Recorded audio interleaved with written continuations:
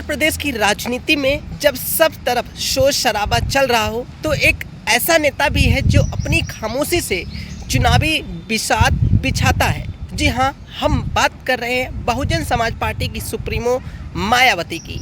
मायावती की राजनीति का एक ही नियम रहा है, शोर कम काम ज़्यादा, और जब सही वक्त आता है तो उनका सडन अटैक यानी अचानक किया गया सियासी वार पूरे विपक्ष को चौंका देता है। चाहे सोशल इंजीनियरिंग के तहत ब्राह्मणों को जोड़ना हो या कोई बड़ा नीतिगत फैसला, बहन जी का दांव हमेशा अनूठा होता है।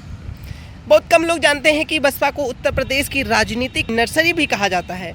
यूपी की सत्ता और विपक्ष में चमक रहे कई बड़े चेहरे जैसे ब्रिजेश पाठक, स्वामी प्रसाद मौर्य द्वारा और दारा सिंह चौहान और ओपी राजभर कभी मायावती की कोर टीम का हिस्सा हुआ करते थे।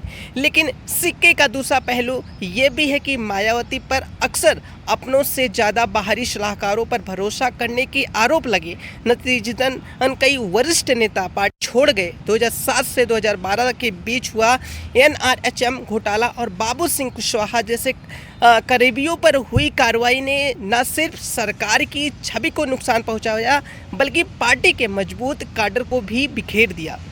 यहीं से यूपी में आया मायावती के इस बिखराव का सीधा फायदा भारतीय जनता पार्टी को मिला। बीजेपी ने सिर्फ मजबूत कानून व्यवस्था का नैरेटिव ही नहीं दिया बल्कि बसपा के गैर जाटू, दलित और अति पिछड़े वोट बैंक में एक बड़ी सेंध लगाई। आज बीजेपी के पास न केवल जमीन मजबूत लाभार्थी वर्ग है बल्कि सोशल इंजीनियरिंग का एक ऐसा अचूक फॉर्मूला है जिसने मायावती के पारंपरिक वोट बैंक को अपनी तरफ आकर्षित किया है। बीजेपी की इसी 24 घंटे एक्टिव रहने वाली चुनावी मशीनरी के सामने खुद को दोबारा साबित करना मायावती के लिए सबसे बड़ी चुनौती है। लेकिन मायावती को कम आंकना इतिहास की सबसे बड़ी भूल है।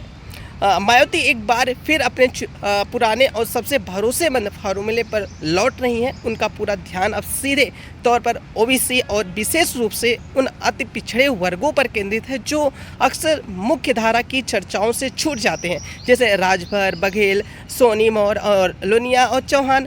मायावती अपने पुराने दलित, ब्राह्मण और अति पिछड़ा गठजोड़ को दोबारा जिंदा करने की कोशिश में जुट गई हैं।